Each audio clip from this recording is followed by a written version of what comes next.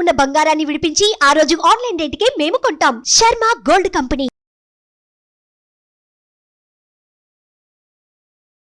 నమస్తే, welcome to Suman TV. నేను మీ యామిని. ప్రస్తుతం మనతో ఉన్నారు ప్రముఖ ఆధ్యాత్మికవేత్త, ప్రముఖ జ్యోతిష వాస్తు పండితులు సుభాష్ శర్మ గారు ఉన్నారు. గురుగారితో మాట్లాడి మనకున్న సందేహాలను అడిగి తెలుసుకుందాం. నమస్కారం గురుగారు. శ్రీమాత్రే నమః. గురుగారు, మీరు గత వీడియోలో చూసుకున్నట్లయితే కొన్ని నక్షత్రాల గురించి, అలానే వాళ్ళ స్వభావం గురించి తెలియజేశారు. ఇప్పుడు పునర్వసు నక్షత్రానికి సంబంధించి తెలియచేయండి.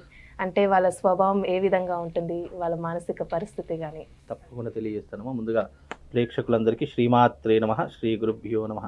నమో దేవ్యై మహాదేవ్యై శివాయై సతతం నమః. నమ ప్రకృత్యై భద్రాయై నిహతాం ప్రణతాస్మిత. పునర్వసు నక్షత్రం నక్షత్రాలలోకెల్లా చాలా మంచి నక్షత్రం ఏది అని అంటే గనక అందులో పునర్వసు నక్షత్రం గురించి చెప్పుకోవచ్చు. ఎందుకంటే పునర్వసు నక్షత్రానికి అధిపతి గురువు అవుతాడు. అంటే ఈ బృహస్పతి కారణము చేత పునర్వసు నక్షత్రంలో జన్మించినటువంటి వారు చాలా తెలివితేటలు కలిగినటువంటి వారే. పుట్టుకతోనే ధనికుల కుటుంబంలో పుట్టేటటువంటి జాతకులుగా పునర్వసు నక్షత్రం వాళ్ళు ఎక్కువగా ఉంటూ ఉంటారు. అంటే పుట్టుకతోనే వాళ్ళకు ఉన్నటువంటి ధనముతో పెరుగుతూ ఉంటారు వాళ్ళు.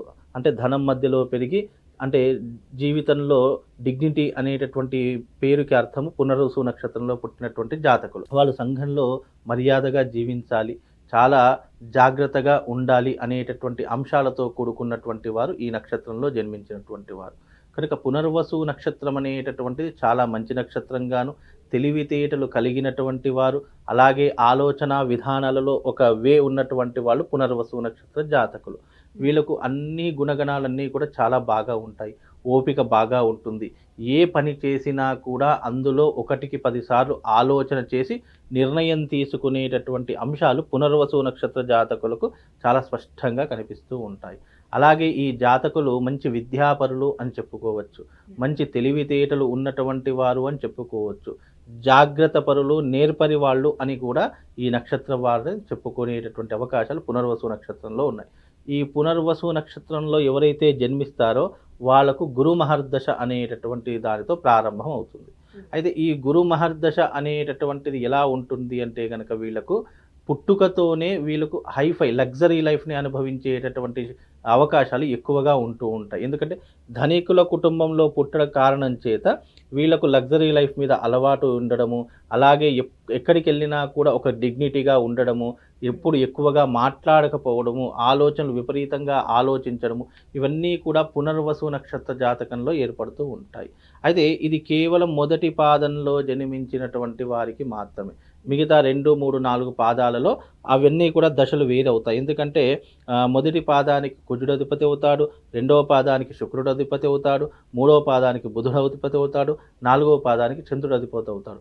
ఈ కారణము చేత అధిపతులు మారిన కొద్దీ గ్రహస్థితి కూడా చేంజ్ అవుతుంది. కాకపోతే ఓవరాల్గా ఈ యొక్క పునర్వసు నక్షత్రంలో పుట్టినటువంటి వారికి నక్షత్రాధిపతి గురువు అవుతాడు కాబట్టి దీని యొక్క ప్రభావం గురుముఖతగా ఉంటూ ఉంటుంది. వీళ్ళు చిన్ననాటి నుండి గురువుని ఎక్కువగా ఆదరించడము, ప్రేమగా చూసుకోవడము, గురువు అంటే నమ్మకము, భక్తి ఉండడము వీళ్ళకు చిన్నప్పటి నుంచి ఏర్పడుతూ ఉంటాయి. తల్లిదండ్రులు అంటే ప్రేమ, గౌరవం అనేటటువంటిది ఏర్పడుతూ ఉంటుంది. జీవితంలో వీళ్ళు ఎదగడానికి ఎంత దూరమైనా వెళ్ళేటటువంటి అవకాశాలు వీళ్ళ జీవితంలో ఉంటూ ఉంటాయి. పునర్వసు నక్షత్రంలో పుట్టినటువంటి జాతకులు ఎక్కువగా ప్రేమ పెళ్ళిళ్ళు చేసుకునేటటువంటి అవకాశాలు ఉంటూ ఉంటాయి. ఎందుకంటే వీళ్ళు ఎక్కువగా అట్రాక్ట్ అయ్యేటటువంటి అవకాశాలు, ఏ చిన్న సంఘటన చూసినా మనసు చెలించేటటువంటి అవకాశాలు వీళ్ళకి ఎక్కువగా ఉంటూ ఉంటాయి.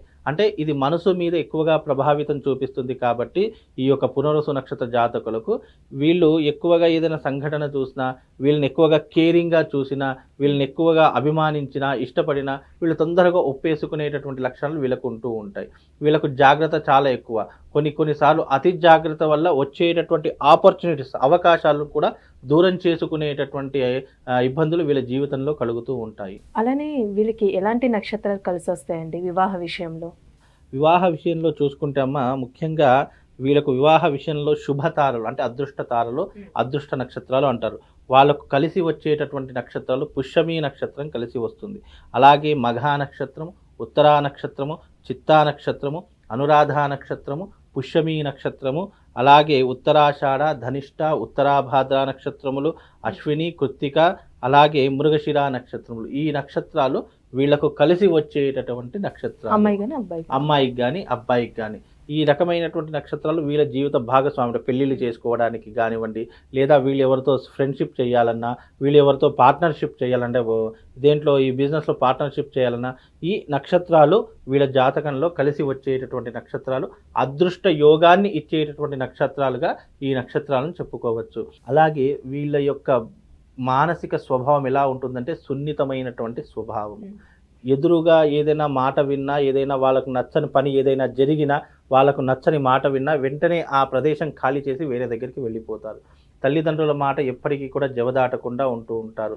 ఎప్పుడూ కూడా తల్లిదండ్రులు చెప్పినటువంటి బాటలో నడిచేటటువంటి అవకాశాలు పునర్వసు నక్షత్రానికి ఎక్కువగా ఉన్నాయి. అలానే ఈ క్రోధినామ సంవత్సరంలో ఈ నక్షత్రంలో జన్మించిన వాళ్ళకి ఏ విధంగా ఉండొచ్చండి? ఇప్పుడు క్రోధినామ సంవత్సరంలో ఈ నక్షత్రంలో పునర్వసు నక్షత్రంలో జన్మించినటువంటి వారికి కర్కాటక రాశి అవుతుంది.